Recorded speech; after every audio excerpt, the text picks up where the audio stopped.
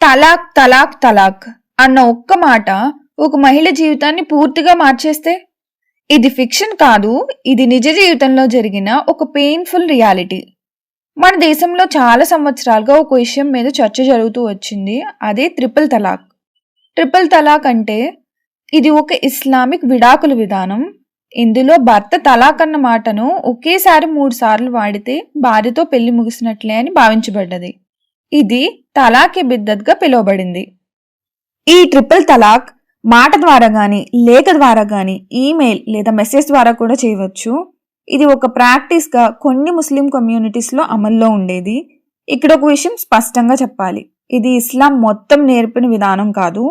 చాలా మంది ముస్లిం స్కాలర్స్ కూడా ఈ ప్రాక్టీస్కి వ్యతిరేకంగా మాట్లాడారు. కానీ ఈ ప్రాక్టీస్ వల్ల ప్రభావితమైన వారు ఎవరు? చాలా మంది మహిళలు. ఒక్కసారిగా భర్త మాటలతో ఇల్లు లేదు, భరోసా లేదు, ఆర్థిక భద్రత లేదు, చిన్న పిల్లలతో కలిసి జీవితం అంధకారంగా మారిన సందర్భాలున్నాయి. ఈ నిజమైన సంఘటనల ఆధారంగానే హక్ లాంటి సినిమాలు వచ్చాయి. ఇవి ఒక మతాన్ని తప్పుపడడానికి కాదు, ఒక మహిళ అనుభవించిన పెయిన్ని చూపించడానికి. 2017లో భారత సుప్రీంకోర్టు ఒక కీలకమైన తీర్పు ఇచ్చింది.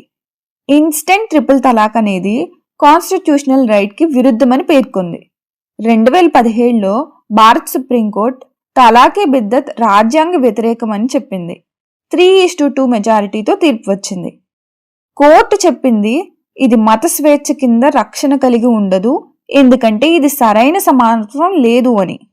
పార్లమెంట్ 2019లో Muslim women protection of rights on marriage యాక్ట్ని ఆమోదించింది. ఇన్స్టెంట్ ట్రిపుల్ తలాక్ నేరం అవుతుంది మరియు దానికి 3 సంవత్సరాలు జైలు శిక్ష పడొచ్చు అని. 1985లో మొహమ్మద్ అహ్మద్ ఖాన్ వర్సెస్ షా బాను బేగం కేసు ఒక ముస్లిం మహిళ ప్రయాసి యొక్క ల్యాండ్ మార్క్ కేసుగా గుర్తించబడింది. అక్కడ షా బాను మెయింటెనెన్స్ కోసం కోర్టుకు వెళ్ళింది. షా బాను బేగం మధ్యప్రదేశ్కు చెందిన ఒక ముస్లిం మహిళ. 40 సంవత్సరాల పెళ్లి జీవితం తర్వాత ఆమె భర్త ఆమెకు విడాకులు ఇచ్చారు. ఆ తర్వాత ఆమెకు మెయింటెనెన్స్ ఇవ్వలేదు. అప్పుడు ఆమె భారత సుప్రీంకోర్టుకు వెళ్ళింది.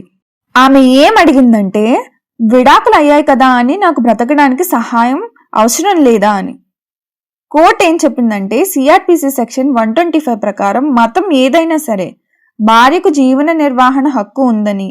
ఇది మతంపై తీర్పు కాదు, ఇది మహిళ జీవన హక్కుపై తీర్పు. ఈ కేసు అప్పట్లో దేశవ్యాప్తంగా పెద్ద చర్చకు కారణమైంది. ఈ కేసులో సిఆర్పిసి సెక్షన్ 125 ముస్లిం మహిళలకు కూడా వర్తించాలి అని కోర్టు నిర్ణయించింది.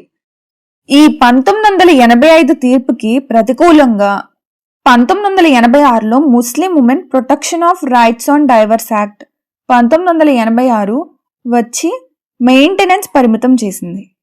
ఇక్కడ ఒక విషయం చాలా ముఖ్యం, ఈ చర్చ మతంపై కాదు, ఎవరికైనా వ్యతిరేకంగా కాదు. ఇది ఒకే ఒక్క విషయం గురించి, న్యాయం, సమానత్వం, మహిళల హక్కు.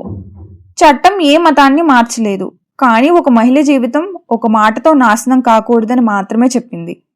ఇది నమ్మకం గురించి కాదు, ఇది న్యాయం గురించి.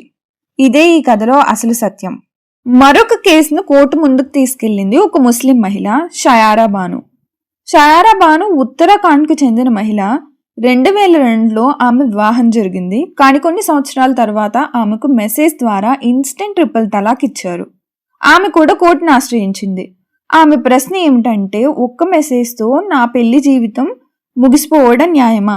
కోర్టు ఏం చెప్పిందంటే, ఇన్స్టెంట్ ట్రిపుల్ తలాక్ రాజ్యాంగ విరుద్ధం, ఇది మహిళల సమానత్వానికి వ్యతిరేకం.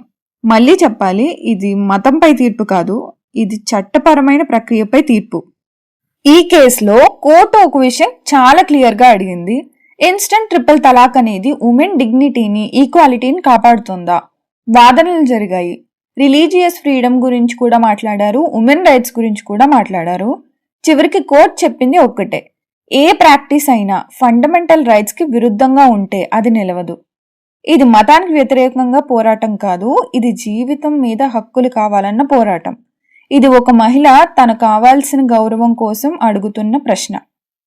ఈ కేసు వల్ల ఒక విషయం దేశం అర్థం చేసుకుంది, ముస్లిం ఉమెన్ కూడా ఇండియన్ ఉమెనే. వాళ్ళకు కూడా డిగ్నిటీ, జస్టిస్ అండ్ సెక్యూరిటీ కావాలి. ఇది విశ్వాసంపై దాడి కాదు, భయంతో జీవిస్తున్న జీవితానికి ఇచ్చిన ఒక ఊరట. దీని తర్వాత 2019లో భారత ప్రభుత్వం ట్రిపుల్ తలాక్ లాని తీసుకొచ్చింది. ఇలా ఉద్దేశం ఏంటంటే ముస్లిం మహిళలకు లీగల్ ప్రొటెక్షన్ ఇవ్వడం, వాళ్లకు జస్టిస్ అందేలా చేయడం. ఇది మతానికి వ్యతిరేకంగా తీసుకున్న నిర్ణయం కాదు, ఇది ఉమెన్ రైట్స్ కోసం తీసుకున్న అడుగు. ఇక్కడ మనం ఒకటి అర్థం చేసుకోవాలి ఏంటంటే ప్రతి మతంలోనూ మంచి ఉంది, మారాల్సిన ప్రాక్టీసెస్ కూడా ఉంటాయి. ఒక కమ్యూనిటీ మొత్తాన్ని తప్పు పట్టడం సరైంది కాదు, కానీ బాధపడిన వాళ్ళ గొంతును వినడం తప్పనిసరి. ఈ కథ మనకు ఒక విషయం చెప్తుంది. మ్యారేజ్ అంటే కేవలం మాటలు కాదు, అది రెస్పాన్సిబిలిటీ, రెస్పెక్ట్ అండ్ ఈక్వాలిటీ. ఇలాంటి రియల్ స్టోరీస్ తెలుసుకోవాలంటే సైలెంట్ టేల్స్ బై చందన ఛానల్ని సబ్స్క్రైబ్ చేయండి. మీ సపోర్ట్ నాకు చాలా స్ట్రెంగ్త్ ఇస్తుంది. Thank you so much.